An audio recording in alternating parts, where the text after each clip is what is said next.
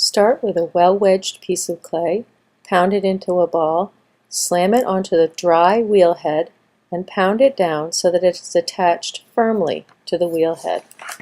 Turn on the wheel and start the wheel at a moderately high wheel speed. Wet the clay and your hands, and put your hands around the clay, setting your elbows into your thighs and holding the clay firmly. You'll be squeezing the clay with your hands into a cone and then pushing it back down. The clay always has to stay wet, especially in the beginning. So you'll see my hands hold the clay tightly, and that wobble that it began with is gradually reduced. It takes a number of tries to really center the clay. So you continue going back and squeezing it up to consolidate it into a tall cone, and then pushing it back down. Anytime you feel friction, you need to wet the clay and your hands. You'll push the clay back down into a disc, and then you'll squeeze the clay back up into a cone. Your fingers can press into the clay so that you can squeeze out or push out or press out any lumps or bumps in the clay. And it really does require a lot of pressure. Your hand, generally, your dominant hand, is the one that really controls it, but both hands have to be really pretty strong. Your arms have to be anchored low. Your shoulders should be down low. Your elbows should rest onto your legs. Then you'll end up with a disc that may need to be pushed down a little bit more and probably have to be centered, coned up again and again and again. Even for an experienced potter, it takes at least 4 to 5 times coning the clay up to get it really centered. And centered means that the clay is spinning around in your hands without any wobbles. You don't feel that it's pushing out in any one place or another. When you're looking at it, it looks like it's spinning around without some weird part of it sticking out or pushing out. So that if you notice when my hands are pushing down on the clay, especially above, they're not wobbling. Down below, closer to the wheel head, the clay still seems to have a little bit of a wobble. So I continue pushing it back down into a disc and then pressing into it closer to the base now to get that wobble out. Notice that my elbows are resting on my legs and my hands are around the clay. It's not totally centered yet, so the next set of pushes against the clay, I'll be squeezing the clay up, not into a tall cone, into a smaller cone where I am very carefully trying to push out any extra imperfections and wobbles. I need to get it set up to be as centered as possible so that when it's time to open up the clay, it will be steady and easy to throw. So I'm squeezing the clay up into a smaller cone now, using my fingers to press especially against the clay at the base, keeping the clay nice and wet and spinning smoothly in my hands. And soon I'll be pressing it into a disc and opening up the clay. Now my thumbs go into the center of the clay with my hands around it, and I push down till I'm about a 1/4 inch from the base of the clay to the wheel head. That means that there's a 1/4 inch of clay at the bottom of the pot that I'm making. It has to be a 1/4 of an inch so that the pot will have a base to it. And this test of sticking the pin tool in and making sure that there's about a 1/4 inch of clay shows you that you've opened up the clay properly. And now it's time to pull open the walls. So my hands go into the clay, my left hand, and my right hand holds the clay steady on the outside, and I pull straight out from that base, just straight out till it's wide enough to get my hand into the pot that I'm building. You'll see the inside of the pot is flat. It should be about 1/4 inch thick, but you can't really tell that except for your pin tool trick that you did. And once it's open wide enough, you're going to begin pulling up the walls.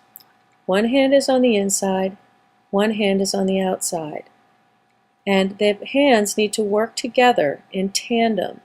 So my 3 fingers of my left hand are working in tandem or together with the 3 fingers on my right hand. And I even cross my thumbs to make sure that my hands are really working together, that one hand isn't doing something that the other hand isn't holding steady on the other side. This is the reason it's important to have the clay centered, because in order to squeeze the clay up and stretch it up, it can't have a wobble. When it has a wobble, it's so much harder to control. So what I do is I squeeze the clay with my fingers working together, and I stretch and pull the walls up. When I get to the top of the rim, I'll clean off my hands, take out extra water, and I'll go back down and I'll pull the walls up again. So you'll see it in the next pull from the outside, where my inside hand is holding the clay steady and pushing out against it, and my outside hand is pushing into the clay at the very bottom, and I make a ridge. That ridge is what gets stretched up, straight up, by both hands working together. I have to go slowly enough so that I'm not going faster than the wheel, and I stretch the clay up to bring that ridge all the way up to the top. That's right up to the rim. When I get close to the rim, the pressure of my 2 hands decreases so that I'm not squeezing the very top of the clay too hard. There's less clay up there. There's no reason to make it too thin too fast. What I'm trying to do is get the clay from the base up all the way to the top so that the walls are the same thickness from the base all the way to the top. So I'll do that again. Then you'll see the same thing from the inside, where there is also a ridge created in the inside using my left hand, my right hand holding it steady. So the ridge of clay that's getting pulled up is both on the inside and on the outside. And I'm just gradually squeezing it gently and pulling the walls up. You'll see the clay is looking a little wobbly. You can put your hands around the clay when it's this tall, just both of your hands together to keep it kind of steady. But the clay was centered to begin with. It's not going very far as you pull up the walls. It is a malleable substance, so it's not going to stay perfectly still. It's not going to be perfectly hard. I mean, clay is made from dirt and water, so there is a looseness about it that you've got to get used to as well. Now the cylinder is pulled up, and I'm going to get rid of the excess water in the inside bottom, and I'm going to get ready to take it off the wheel. First, I get rid of all the extra water and clay. With a wood tool, I'll press into the clay at the very bottom 1/2 inch, and I'll push into it at a sharp angle to get rid of extra clay at the base. Then I'll use the wood tool again to come in at the bottom, and then I'll peel off that extra rim of clay. Now it's time to take the pot off the wheel. You'll squeeze water onto the wheel head. And you'll get wire cutters, and holding them really tight or taut, you will draw them underneath the base of the pot so that you're pulling right along the wheel head. This will ensure a clean separation between the clay and the wheel head. If you were taking the pot off, you would get pot lifts and put it on a bat. But today I'm slicing through this pot so we can look at the walls and understand how the clay is squeezed up all the way to the top, and you're trying to keep it really even while also making sure that the base is not heavy. This is the best way to create cylinders. As you see that the base is about 1/4 inch thick, like we measured earlier with the pin tool, and the walls are pretty even from the bottom up to the very top rim.